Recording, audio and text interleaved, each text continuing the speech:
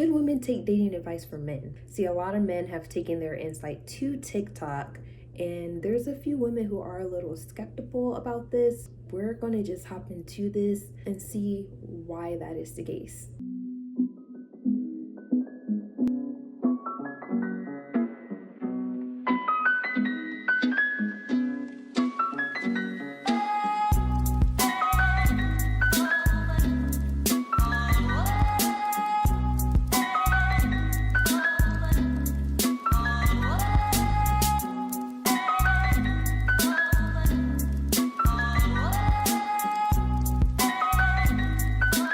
Hey guys, what is up? It is me, Q, aka Discovering Q, and I'm back with a brand new video. First and foremost, I have to thank y'all for the positive feedback that I got on my last YouTube video. I was not expecting so much positive energy from that video alone, nor was I expecting to get the amount of views I got on my first reaction video.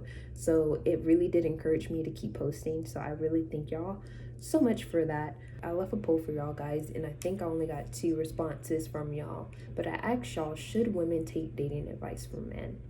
And a lot of y'all responded yes.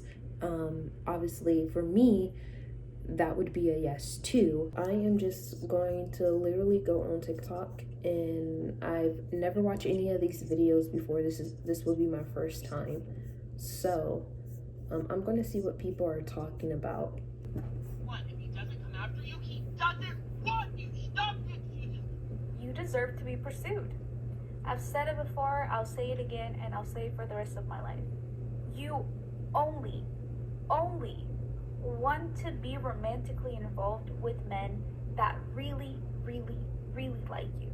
And a man that really likes you is going to pursue you. He's going to ask you for your number. He's going to approach you. He's going to drive however long it takes to go see you. I wholeheartedly believe a relationship will not work unless the man loves you more. And don't even start with, what if he's shy? I don't buy that. A guy can be super shy, but if he sees his dream girl, he's going to approach her one way or another. Maybe not that day, maybe the next day, maybe the year after, but he's going to. And if he doesn't, it's because he knows that he's not good enough for her. So how many of you guys have approached the shy guy, right? Because he's so shy to do it himself. So you're going to be a strong, independent woman and go up to him. How did that turn out? I can assure you it did not turn out good.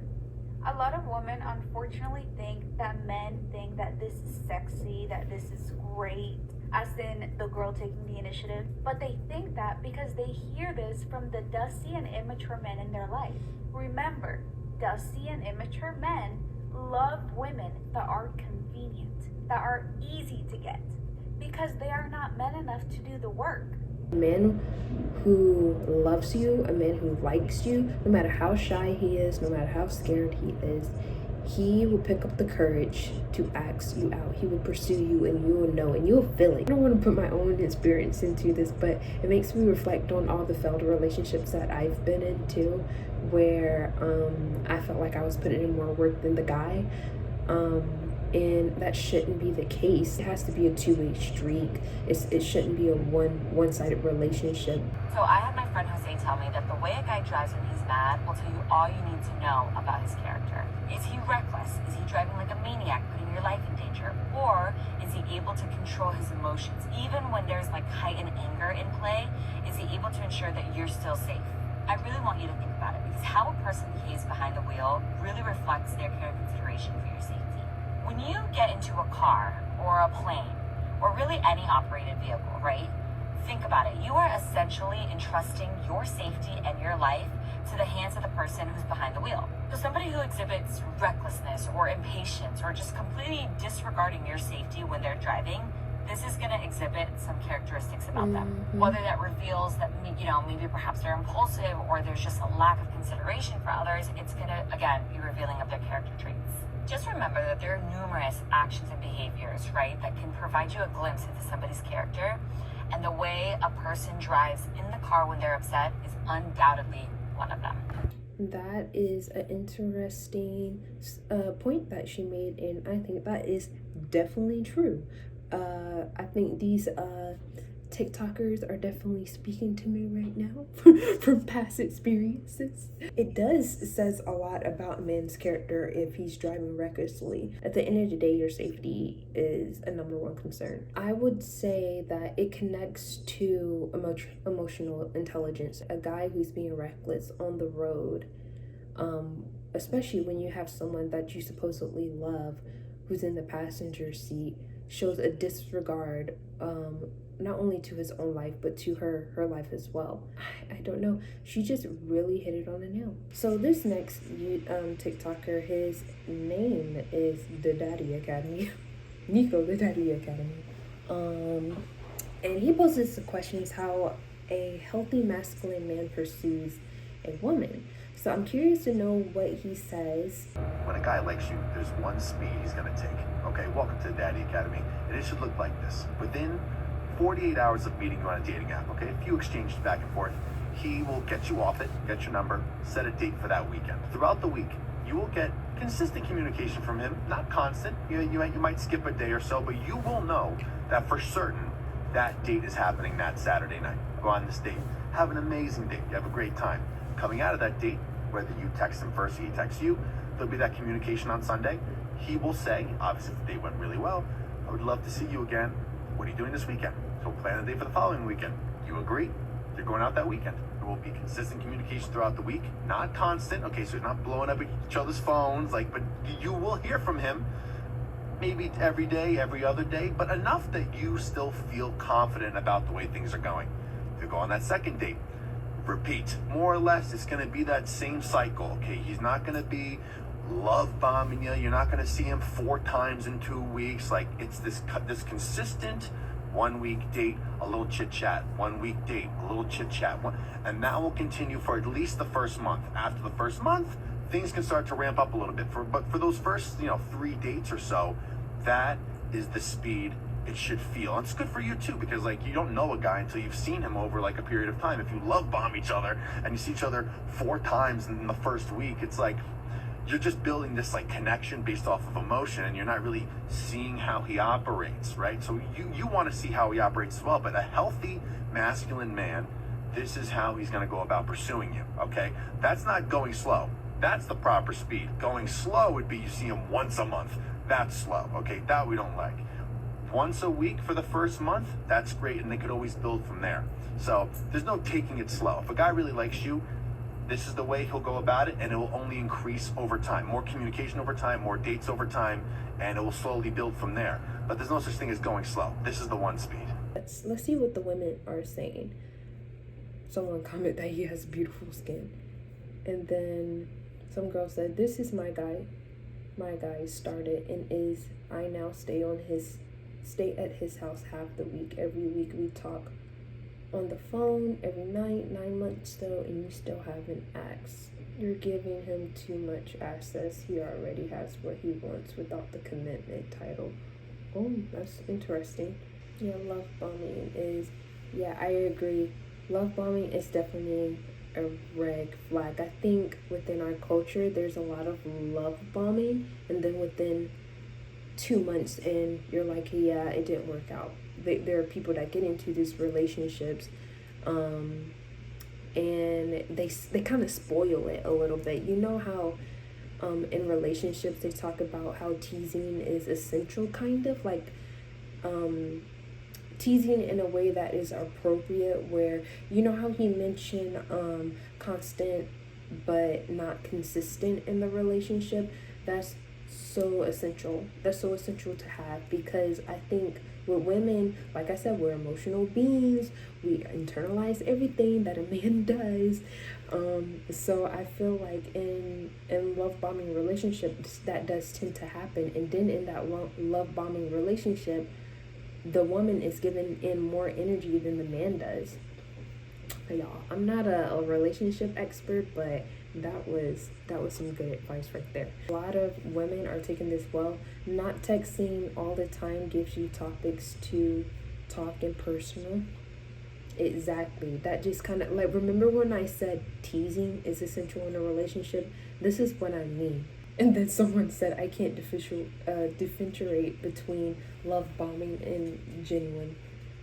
Yeah, that's rough.